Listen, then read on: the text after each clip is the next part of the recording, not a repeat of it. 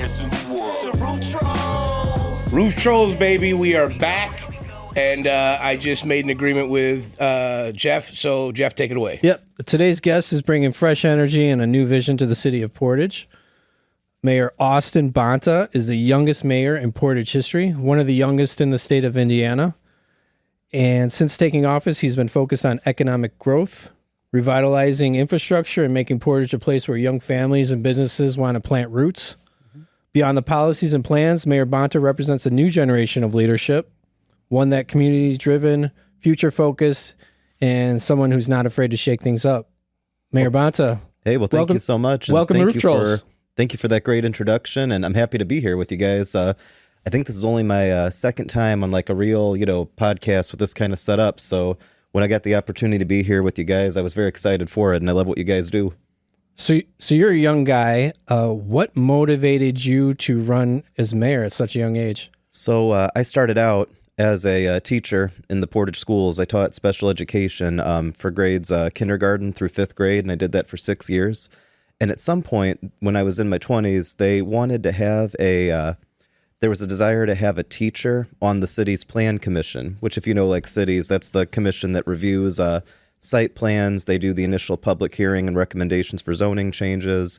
Basically, anything that gets like approved by the city from a building or structural standpoint goes through the plan commission. Now, I've got a good friend who was involved in politics for a long time who said in a city, a plan commission member often actually knows more than a lot of the city council people in terms of what's happening in the city, because they see so much of that approval process of what's coming, not coming, what gets delayed, what gets approved. All that said and done, it sounds a little crazy, but within 6 years, I was the second most senior member of the plan commission. There was a lot of turnover during the period where we had 3 mayors in a very short time, but I learned a lot about how the city ran through that time as a plan commission member. And I started to get the idea about how the city could maybe be run better, or how we could be run more efficiently, how we could get a lot more done based on what I learned in that 6 years of the plan commission. So I made the decision to run in the summer of 2022. I announced it in November of 2022. And long story short, it was a very exciting election, a very busy election year, but ultimately, my campaign won it in 2023. Sometimes I forget I've only been at this, though, for a year and a half. The first year was kind of like drinking out of a fire hose. We're starting to have, I don't know if there's ever a normal day as the Portage mayor, but there's kind of a sense of not, how do I put it? You get a little bit used to the role. And I think that I'm a lot more comfortable in the role now than initially when I was in and that fire hose drinking was going on. So did you have to run this by anyone that I'm running for mayor? Did somebody suggest it? Or did you were just like, you know what, I'm going to take the reins and start this process? And there were people who, along the time that I was a plan commission member, kind of had the idea that I was going to either be a good mayor one day or encourage me to consider running in the future. The decision to run as early as I did in 2023, that really came about by seeing opportunities that I felt like the city had, opportunities that I felt like we have in terms of what's going on in Northwest Indiana right now. And I remember telling my wife, Meg, I was saying, I feel like if I don't run this year, the upcoming year at the time, 2023, I feel like there are opportunities we have to get some things done right that we might miss. And really, Meg was the only person I needed to run it by. She and I are a partnership. We're also business partners with the music school that we own and run together. She's a professional violinist. She actually has played at Carnegie Hall. I mean, she's incredible with what she does. And so for me and her making that decision that we were comfortable as a family to go through that campaign, that was really the approval I needed, so to speak. And then we took off from there. Professional violinist. And you guys own a music something together? So we started Soundtide Music School back in 2016 in Portage. Meg's a professional violinist. She's actually the soloist for the Diocese of Gary. So if you've ever been to the cathedral in Gary, if they've got like a special like event or a mass, she's the main like violinist that'll do some of that special stuff. She went to Carnegie Hall in the spring, well, it was really more the late winter of 2023, and she actually played this piece. It was called the Mystery Sonatas or the Rosary Sonatas, and that's a piece from the 1600s written by a guy named Bieber, no relation to Justin. Right. But it was such a big deal at the time because if you're familiar with the Rosary, in like the Catholic faith, Yeah. this guy Bieber, he wrote a sonata for every mystery of the Rosary at the time, but it was considered unplayable by most violinists, and the reason for that was it was done before there was standardized tuning. It was actually called a scordatura. And the general idea was that to actually play a full concert of this piece, you'd have to have 14 different violins. But what Meg proved is with the way they do the modern-day Guarneri, you're able to play it with just 2 violins. So that was kind of a really big deal for her. So she had to make a switch that. in the middle of Carnegie Hall with 2 different violins. Yeah, we had one, and then we had another. And there was actually 2 backups because we had to make sure that if something went wrong, because this particular piece, it's kind of incredible because you have to tune it to what it was tuned for the time. There's literally a point in it where you take the strings and you remake them in the shape of a cross to get the sound that's needed. So it was a very cool concert to be at. And I got to tell you, it was a big year for us because most people who are running for mayor of a big city, at least a big city for Northwest Indiana, usually the idea of, by the way, we're going to take a break in the middle of the campaign to fly to New York because my wife has to play at Carnegie Hall, that was something that, looking back, maybe seemed a little bold. Right. But at the same time, we support each other's dreams. I was so excited for her. So there was a week where we went to New York, we played, we came back, and then I went back to knocking on doors and running for mayor. How long was the campaign? So real quick, though, to go back to that, were you active on Facebook at the time that was going on? Like, at the time you were running on for mayor, like, did you have a following? Like, during the Carnegie Hall situation, I guess. Yeah, so I had a Facebook following that was already, pretty strong. So for different reasons, I had made a Facebook page, the Austin Bonta Facebook page, all the way back in 2020. And that actually had to do with my involvement with the Republican Party of Porter County. So if you remember 2020, everything was online, especially when that was so much of if people were running for office, you didn't really have the ability to go door to door during the pandemic, especially in the primary season. So myself and a couple of friends who were involved in local politics, we created this thing called a GOP Live. And what it was like a live stream. It was through StreamYard at the time. This seems a lot better than that. But we interviewed all the different candidates on the Republican side who were running for state and county office back in 2020. So we had a really competitive convention battle between guys who were running for attorney general at the time. We had some other primaries going on in the county, and myself and some friends, we would be interviewing them. And how do I put it? That was all tied in with the local party. I knew that there were opinions and things I wanted to express, so I made my own page for myself. So separate from the politics we were doing, I could kind of express my own views, opinions, commentary, and it's kind of hard to say why anything grows the way it does, but I think when I announced that I was running for mayor back in November of 2022, I think I had like 3,000 or 4,000 people following me by then. That's helpful. It was at 7,000 by the time that I got elected the following November, and I'm just shy of 30,000 people now. So yeah, so the reason I asked was because the Carnegie Hall thing, as ballsy as it was, it may have helped your campaign a lot because I found, especially online, that people really want to connect with the journey that you're going on. So when they can relate to you, which is easy to relate to when you're supporting your spouse, like that's what all of us should be doing. So then you can relate to a person that has like the human side of the, not just political side. So I don't know. That's the reason I asked, because that might have actually helped you a lot too. I totally see that. And even now, I mean, Meg is kind of a staple, for me, not just in my life, but in the social media presence. She and I, when we go on a trip or when we go to a restaurant in town, it's funny because there are some people who are like, why is it that sometimes you'll post, about you and your wife, like eating at Depot Dog, or when you guys go to Capo's, or when you guys go to the Social Goat? And I'm like, well, one, that's just kind of our life. And just like everybody, we share our lives on social media to people that want to see what we're doing. It also shows off different restaurants and things that are in the city of Portage. One of the cool things for me, it happened recently with the Depot Dog. There was someone who said, I just started eating at this restaurant. I've lived here for 20 years. Didn't even know this was in town until I saw you guys eating there. But I agree with you, too. I think that one of these interesting things that happens, and maybe this was always true, but when you're a politician or an elected official, I think sometimes people forget that you're a human being with your own story. You got your own personal life, and you have good days, you have bad days. something that I think that social media can do, especially if you're comfortable sharing parts of your life on there, beyond just the political updates and city updates. I think that's how people get to know me, and they understand that I'm not just some guy who they don't know, who's making decisions for reasons they don't understand, Yeah. What's your go-to spot for lunch in Portage? Oh, man. So in the summer, Depot Dog is such a great spot to stop by. So absolutely, love that one. I go often enough to Louie's Catfish and Wings because it's right over by City Hall, but that's more of usually like I don't know, food there is great, but I kind of go there when I can. Trent, the owner, is such a great guy.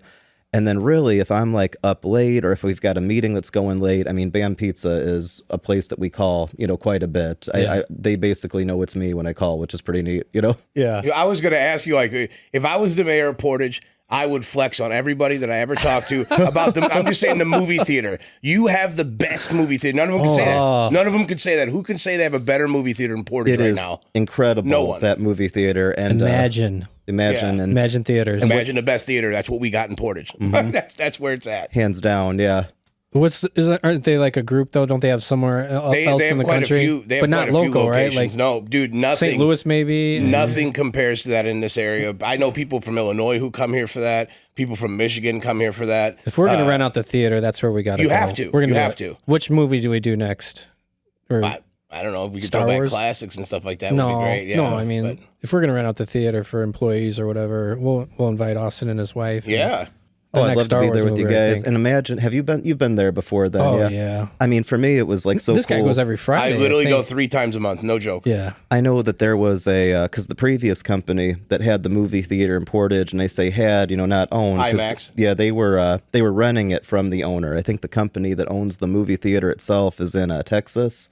Okay. And so during the pandemic, when theaters were shutting down and then they started reopening, I know a lot of people, including me, because I'm a pretty big movie. I enjoy watching those. Meg and I, that's kind of our once a week or every other week, we'll go and pick a movie, good, bad. It's just kind of fun to sit, watch, eat popcorn. But ours stayed closed for such a while. And I think that was such a stress, a deficit in the community. And people didn't know why. The reason is because previous company, when they reopened, they only reopened in theaters that they owned.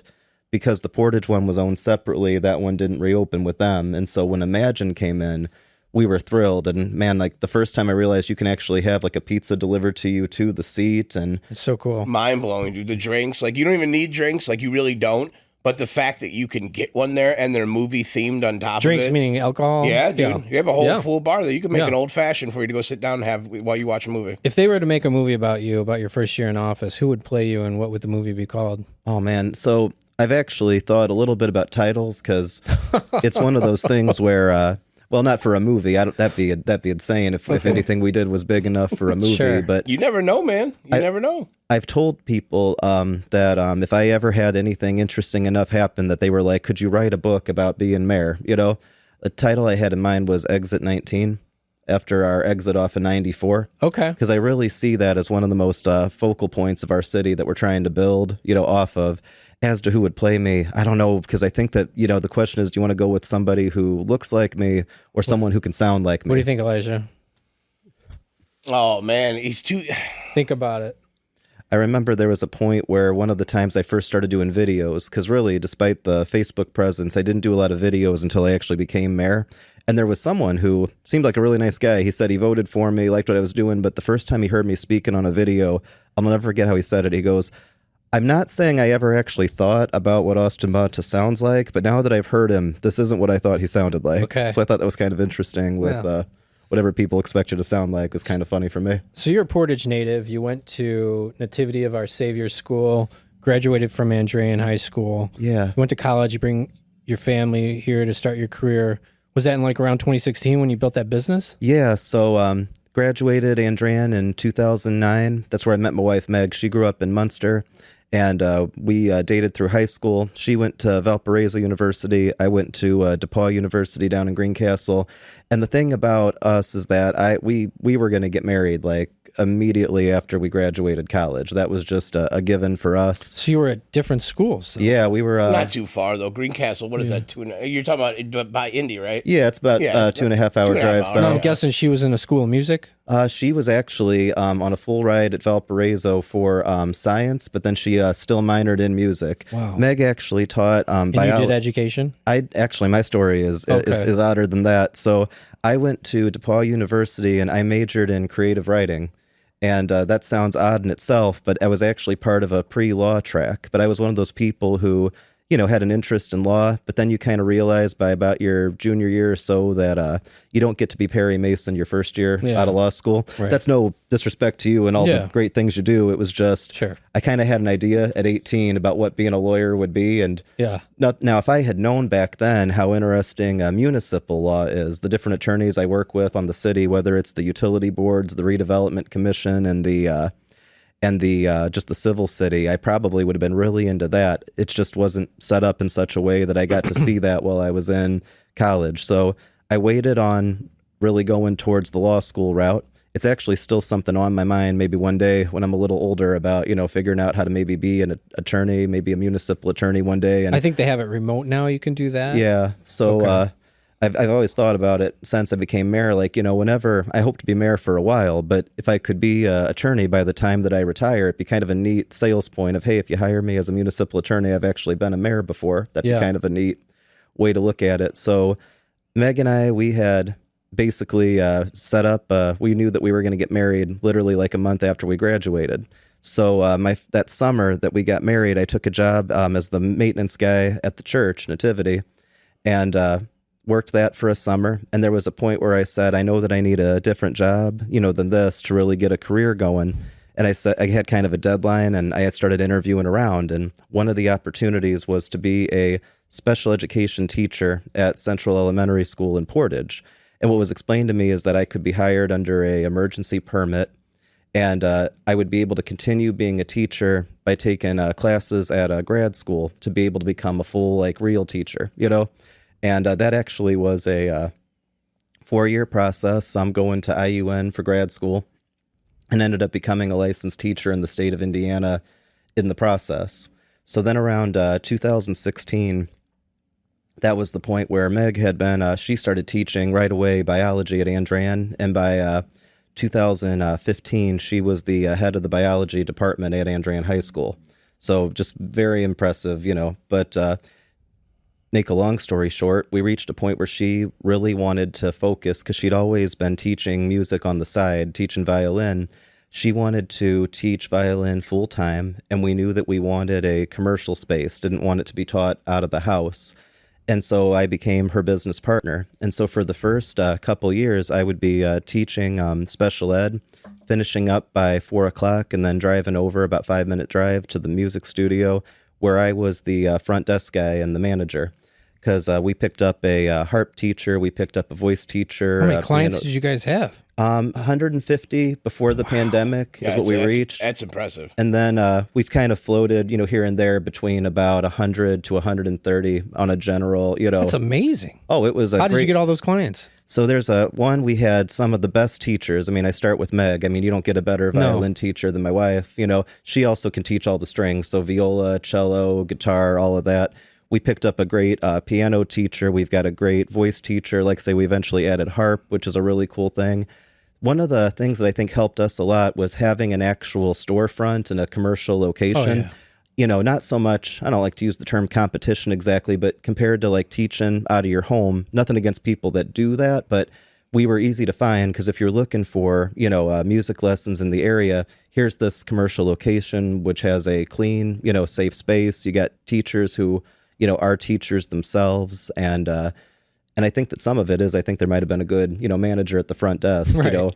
Personable guy. People ask me if I play an instrument. No, I can't sing in tune. I never try to prove it. Don't worry. Nothing. You'd have played anything. No, but I mean, to me, it was kind of a matter. I thought for sure, too. I'm sitting here in my mind, I'm like, man, this dude probably plays a bunch of them, too. That would be really, believe me, it'd be cool if I did, I'm sure. But I told everybody I played the desk, But that also, I think, helped because some people are great musicians and some people are great, teachers. Not everybody is comfortable or wants to run the business side of it. So what's cool about being a teacher at our studio is you get the students. The other thing I can imagine is tough is, and again, I know there's people that do this, but let's say that you've got a student who isn't practicing and you got to kind of tell the parents hey, we're having some trouble. He's really got to practice. That was me. This isn't.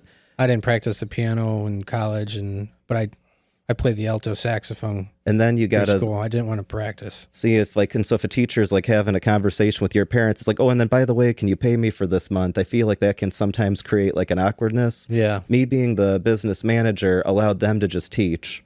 And Okay, right. And that also helps too, because if you had a family that was having a hardship and we needed to work out some financial plan to kind of help them, continue, that's easier for me to work with them on than it is for the teacher who's got a different relationship with them. So the teachers really enjoyed working there. So that attracted good teachers. Oh, yeah. And what age are the students? So they go from, we generally start like accepting kids at age 6. And then the oldest student we've ever had was 89. Okay. And we have sometimes taken kids who are 5, but we usually do like a consultation first just to see if they're ready, for it. And this business is still operating? Oh, it's still operating and Where's running. that at? That's on Hamstrom Road in Portage over by Kyle Elementary School. What's it called? Soundtide Music School. And named you guys after got Facebook and all that to get your clients help? We've got Facebook, we've got, the email, all that. And now that I'm mayor, we've hired Rachel. She's the manager who replaced me. And honestly, she's doing a better job than I ever did because she's not running for mayor at the same time. Okay. And for me, I'm still involved on the business end when it comes to financials, and I still do the payroll for the business and all of that. But the day-to-day running, it's really great to have a manager who can run that so I can really focus on the job of being mayor. It takes a lot of guts to run a business. It's difficult. And Portage seems like a great town to having a business. So it really is. And we've always benefited from a good population. We've always benefited from like a high, level of public safety. Portage's challenges used to be that the city kind of got in its own way. We had a very complicated code, very complicated approval processes. To give you an idea, when I opened my business, I could not paint my own walls. You had in the inside of your business. couldn't paint the own walls is like the example of like what I use. You as the business owner, or you'd have to subcontract out? You had to have a licensed, person like with the city just to do like the things like even the painting. Yeah. And nothing against having a good painter come in and paint if that's what you want to do, but what we found is that in Portage, there were all these different things, and this is the kind of stuff that I learned being a member of the Plan Commission, was how Portage sometimes had complicated rules, complicated processes that often discourage business from coming in. We also had an issue in the city where sometimes companies would call interested, they wouldn't get a call back. There actually was a point where we had a business in the past couple of years where, I won't say kind of what it is because the good news is they're giving our city a second try, but they were calling about this big project they wanted to do. They couldn't get a call back. They couldn't get an email back. And finally, the real estate broker they were working with just went to the city in a previous administration and said, why have you not called these guys back? And the person said, it just doesn't match our vision for that property. And I'm like, well, if you don't own the property, it's kind of not the right way to look at it, Right. We had odd stories we've encountered from people that have come back to give Portage a try, where one story that comes to mind was somebody who they were told that there were 5 problems in the city code they had to address with what they wanted to do. And they said, what are the problems? They said, oh, it's not our job to tell you. You're going to have to look and find that, which makes them, give up.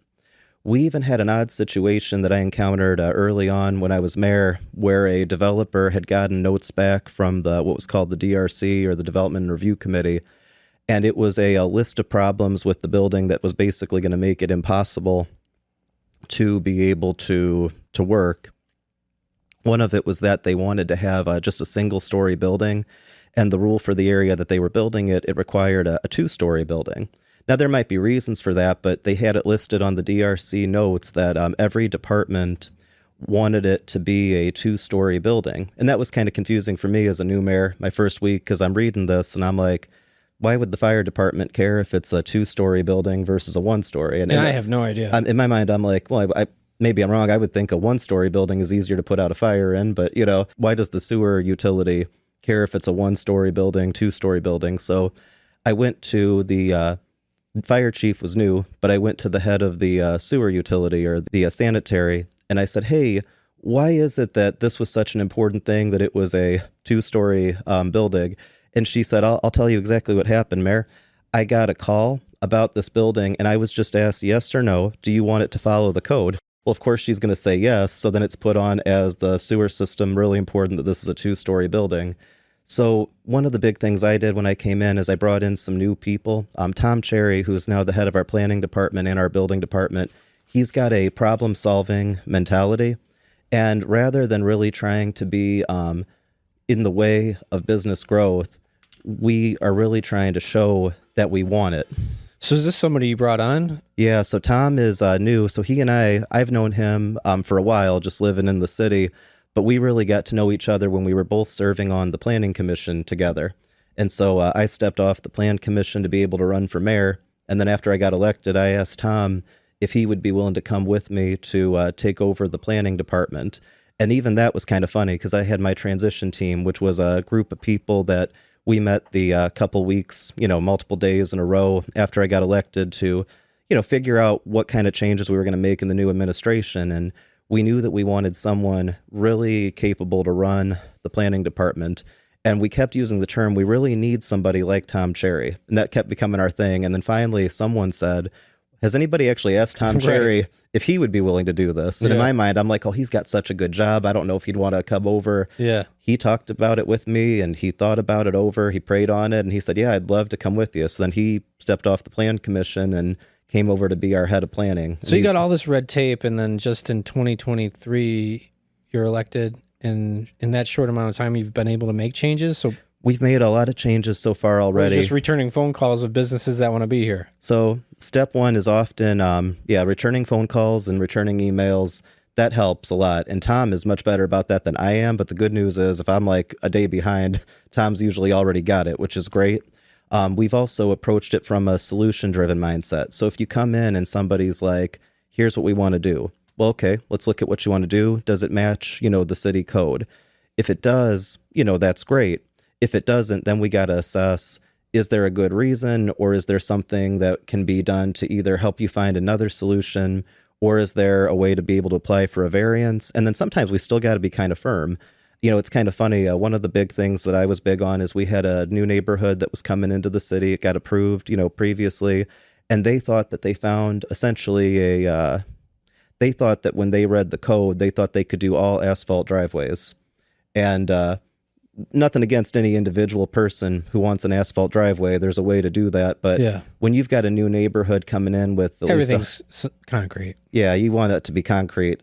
And so we had the situation where we had to hold firm on that, like, hey, you guys can't do that. They had already built 10 homes with the concrete, the asphalt driveways. Ooh, okay. And they're like, no, your code says that. We showed the other part. But then I also acknowledged, when you read it, so the way it works in Portage, and this might be overkill with how it works, but we've got a code that on one side, it listed all the different things a driveway can be made of.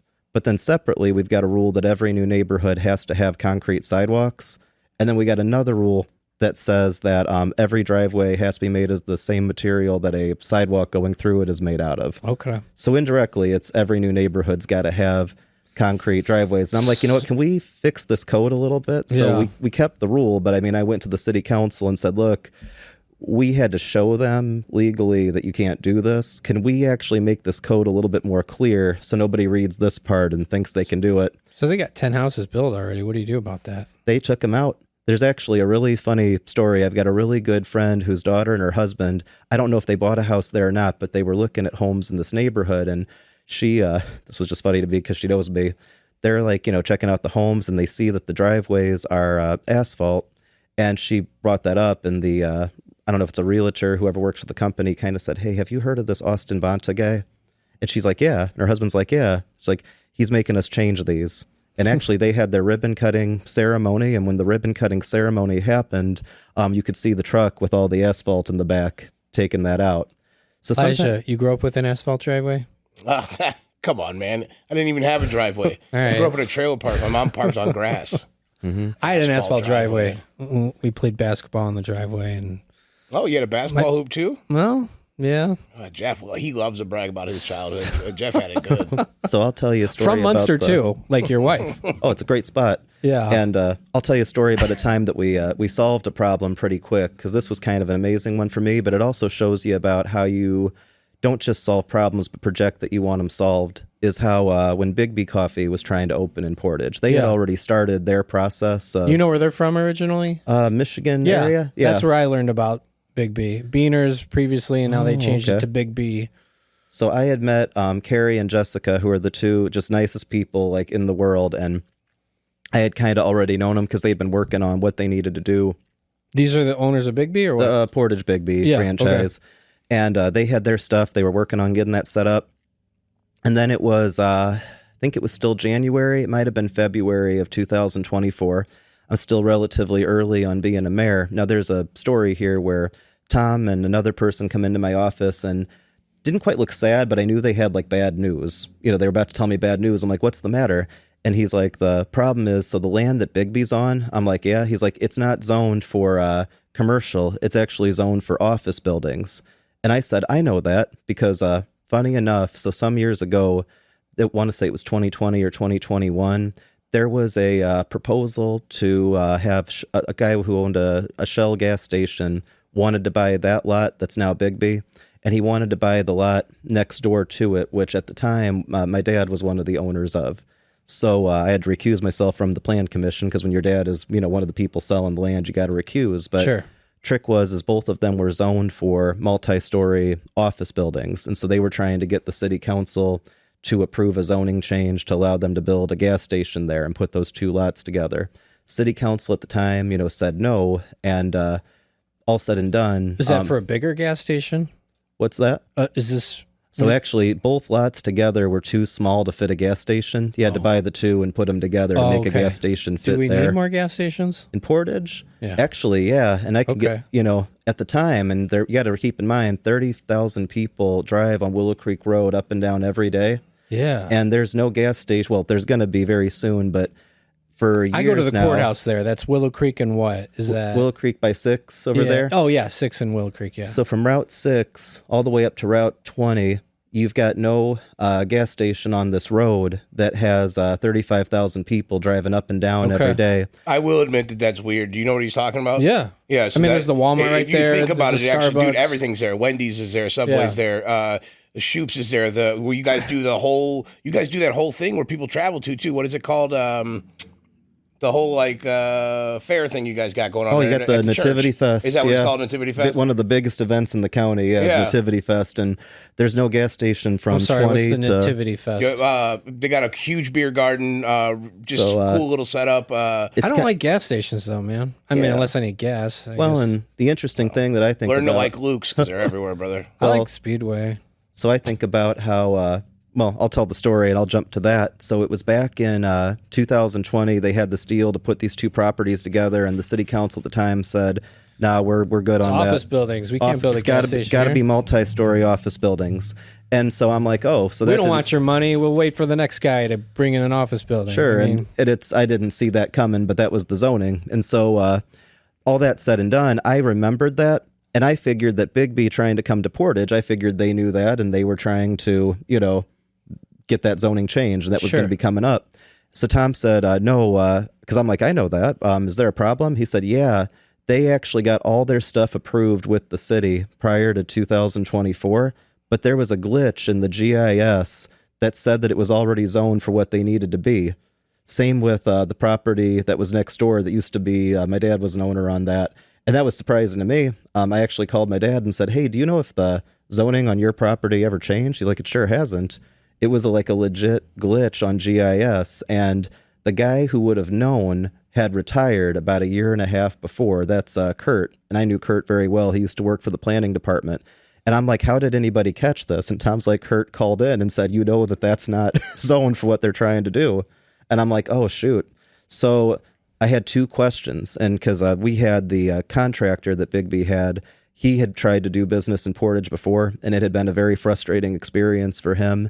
And to put it really simply, he loved the people who were doing Bigby. He thought this was a simple enough job. He's like, okay, I'll do it. Now you got this problem. And he's, honestly, I get it. He's like, man, I'd try Portage again, and this is what happens. And so we had a meeting, and the first question I asked was, is it easier for us to try to get the zoning changed now, or is it easier for us to take a coffee shop use and put it into an office building zoning?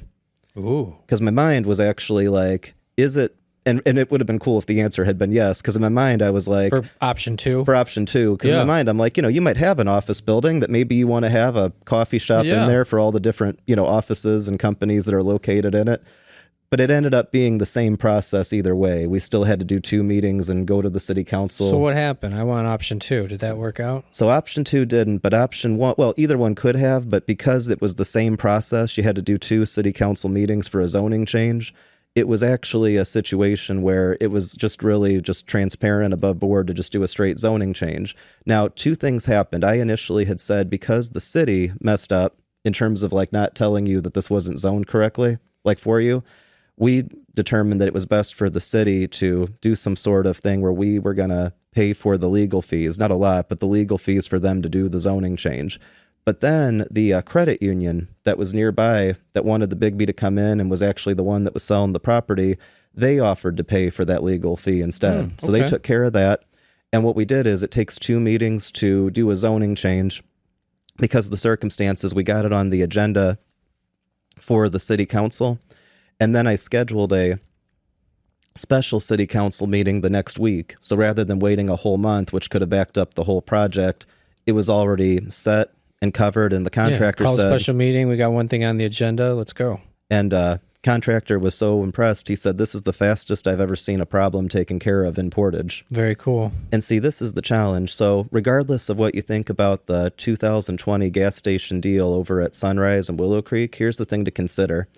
By the time that somebody went through the entire approval process, you got to meet with the city, this many times, you got to get your engineering done, you got to do the legal work, all that. By the time it got to the city council in 2020, and then they voted no, that developer had spent about $210,000 in engineering fees, legal fees, architecture fees to be told no.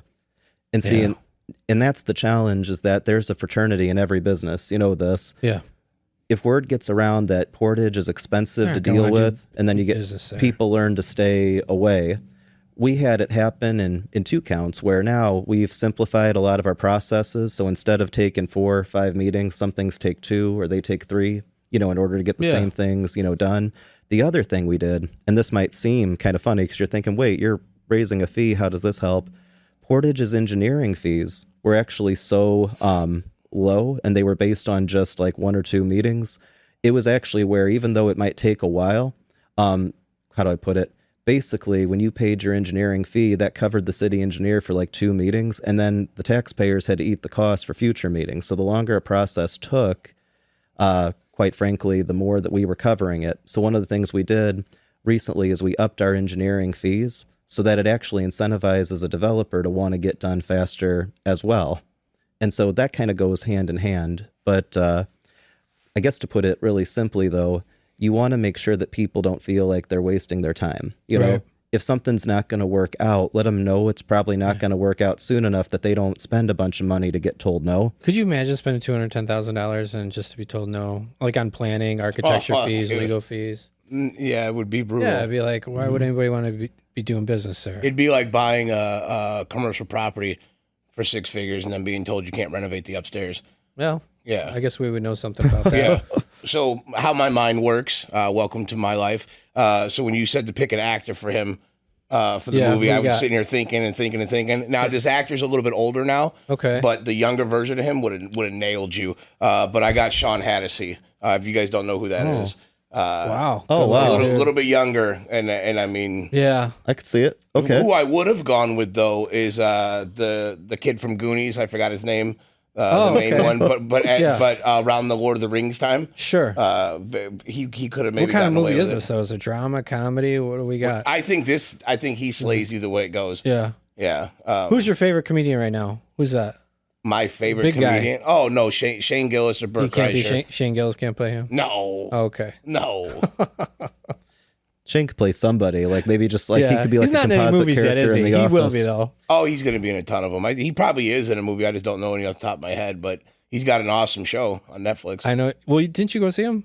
Yeah. Yeah, I want to go see Nate Theater. Bargatze in October. You know who that is? I'm familiar, yeah. Yeah, I see him on Facebook. Are you guys going to get anything like that? So that's what I wanted to talk about. So you got, Hammond had, they have the Horseshoe, the venue. Horseshoe. Yeah, I couldn't think of the name. Mm-hmm. And then Gary's got Hard Rock, and now Gary's got a convention center being built there. Mm-hmm. So are you guys, so this was the first year that Portage got in the mix, and I really liked it because you went out and you set up that whole live music experience and got some of the bigger names from back in the day to come there and play out, which was awesome because I feel like you guys are all competing with each other, and it makes it beautiful because LaPorte had T.I., Akon was in Hammond, Ludacris was in Valpo. You guys had like the Plain White Tees and like a whole bunch of other bands and stuff like that. Oh yeah, we had 3-6 Mafia come through. We had the B96 Mixmasters reunion, which got a whole bunch of people. You had Lit, Plain White Tees. We've got some other acts that are coming later this year. There's names I can't say just yet, but I'm really excited for what kind of music what's coming there. I'm really big on classic rock. I love that. I like a lot of the old country. I don't mind some modern country, but it's kind of like I don't know how to put it. You got to kind of turn the radio on and it's almost like fishing for gold. Like there's some junk out there, but then like you wait, you're like, oh, that's a pretty good song. Who's this artist? But so if you got in your car right now, what station turns on? Or you listen to podcasts, or what do you? So for me, it's more kind of my own music, that I got, set up in the car. So I've got kind of like a mix of like some classic rock, some other, well, it's mostly classic rock. I mean, like Aerosmith, I got like, AC/DC is something my whole family grew up with, Okay. I don't mind rap. I just couldn't tell you who everybody like all is. Sure. I heard of 3-6 Mafia when they were coming, and that was kind of exciting. I think the big thing, and I think this is true with all the cities, being able to show what we can pull off in terms of concerts. When you have 4,000 people come in from all over, I mean, when you talk about Roxfest that had like Lit and Plain White Tees, there was a family that came from Nova Scotia to be able to come to Portage to hear them play. It's so cool. We got a message from them that it's like, this was great. We love being in your city. One of our friends played there who actually used to work for me, Ken Dogs. You guys allowed him to be a vendor there as a hot dog stand there, Ken Dogs, and he's awesome. But yeah, he was set up there too. That was a really cool event. Gio, actually, too, from Viking Adjusting, another good buddy of ours, he gave away like some VIP passes for that and a big raffle thing that he did. Yeah, he was there. That's really cool, man. I like the fireworks there too. That's where we go. Man. We go to the fireworks. Love there. our fireworks show. 4th of July, we get about 8,000 people there, which is about the same number as the Nativity Fest when that comes in. So, I mean, I think, and that's an important part too, is, I mean, music is such a neat thing that brings everybody together. But also, if you're talking about community, bringing them together, that's important, I think, for really 2 reasons. So the first one is, and this is an amazing thing about Portage, we have so many people that move into our city. And I dealt with this as a special education teacher. I would have kids who I might have had them for kindergarten and 1st grade, but then the family is moving somewhere else. Like they're building their next home, maybe outside of town, or maybe the family kind of moves around. And then I had one kid who I had in kindergarten, then he came back in 2nd and 3rd grade, then he left for 4th grade, came back in 5th grade. So I was like his teacher through those different phases. The family moves around. I see that like with Portage, we've always been big with like starter homes, but making Portage a forever home is a really big, thing for me. And there's going on to my second part here. Portage has never had a fully developed downtown. We had the Portage Mall, and when I was 17, the city knocked out the east side of it, and I think they thought more was going to come when they did that, and then that didn't work out. What's the closest thing to it you got now? So really, I think that our downtown mall strip, where we've got the bars like Moods and On the Rocks, but then we also have, like, for the families, we've got the regional performing arts theater, you got the Social Goat restaurant, Bam Pizza. It's like a strip, and it's really like what's left of the original, like, historic, Portage Mall. A little bit down from that is Founders Square, where we have Founders Square Park, and we've got the Promenade Apartments. But the thing about Portage is we were founded in 1959. We're actually one of the youngest cities in Northwest Indiana. When you think about it, we became a city in 1967. And the premise at the time in the late 50s, early 60s is we're going to be a suburb of Gary. Gary had like 200,000 people. You think about it, Gary is... Now they have what, 70,000? About 70,000 people. Yeah. And you think about it, Gary has 1 more square mile of land than the city of Boston does. Wow. So, I mean, Boston's got 650,000 people. Like, you think about how big Gary, physically is. Portage was designed to be a suburb of what was a growing, big city. And basically, we had a mill, we had the port, we had a lot of bedrooms, like bedroom community. I mean, the neat thing about our city is we're so young, you know, people who were around when it was growing back then. The idea really was, hey, we don't really need so much of a downtown because downtown Gary is like a 10, 15-minute drive away from where you live. Now, I'm so excited about a lot of what Eddie is doing. I think Gary is on a roll with a lot of things, getting the convention center. Again, I've got a meeting with Eddie next week I'm really excited about. He and I, we went to D.C. together for the Great Lakes, trip. But so you work with other mayors? Oh, man, yeah. Like you guys have like a chat where you like share memes and stuff? That would be an awesome thing. We don't have that yet. So cool, man. But it was... I mean, you should. I mean, we've had Josh. We should get all the mayors here. That would be on a show. Oh, dude, that'd be a great show. We'll get Eddie, Josh, Tom. Because you have a lot of McDermott in you, too, which is what I liked about it, like with the whole online presence thing, because that's who really opened my eyes up to man, maybe mayors aren't boring. I'm sorry, but like we look at mayors, doctors, lawyers, like it's just stiff people that you don't. How am I going to have an intellectual conversation with them? I'm not even on their level. But then when you get them on here, you're like, me and him, we were vibing over peanut butter and jelly sandwiches. Yeah. I'm like, that's the shit. You guys, is he like a mentor to you or anything, or do you throw anything? So McDermott and I, it's really funny. We have never, to my knowledge, met in person. If you've ever had a guy who you, I think in different political views. I mean, you're Republican. I guess I feel like he and I have this more in leaning common. towards center, but I mean, I think of myself as a little more towards center too, maybe just the other way. But I mean, it's kind of funny, like you say, like I was at Festival of the Lakes on Sunday, and I was really excited to be invited. That was the one day that he wasn't there, and I was like, oh darn it, I just missed him. I'm surprised you missed him. And then I've watched. I'm really good friends with Red Stone on our county council for Porter County, and Red was on Tom's show, and he was. That's like the coolest name. I don't even know who that is. Oh, you don't know Red? Oh, if you don't know, you got to have Red Stone on this show. Yeah. He is. First off, he's got the coolest name in the world. All right, send him this episode. To I'm going to send this to Red and get him on here. But McDermott told Red when he was on left of center. He's like, I still haven't met, Austin Bonta. I follow him on Facebook. You ever have a guy that you keep wanting to meet? You're just not quite running into each other. So we're working on that because I've got so much respect for McDermott. I think that he's been doing it over 20 years. What he's done, you talk about a guy who stands up for his city, put his city on the map, a guy who has made just such, I don't want to say like improvement. I don't want that to come off raw. Like Hammond is such a better place because it has had him for as long as they've had him and the work that he's done. And Republican, Democrat, I don't care at the local level. We're in the trash pickup. We're in the public safety. We're in the pothole fixing business. And, And at the same time, like to your point, I think he connects with the community. He gets out there both on social media. He gets out there in the community. He's got the Mayor's Night Out, which is such an impressive institution, tradition they've got in Hammond. So to put it really simply, I've definitely seen him as someone to follow in terms of how you do it, but we've not yet had the opportunity to meet in person and just talk. That's all for part one of our conversation with Mayor Austin Bonta, covering his journey and early reforms in Portage. Stay tuned for part two, coming soon next week, where we'll dive deeper into his vision for the city's future and some fun personal insights.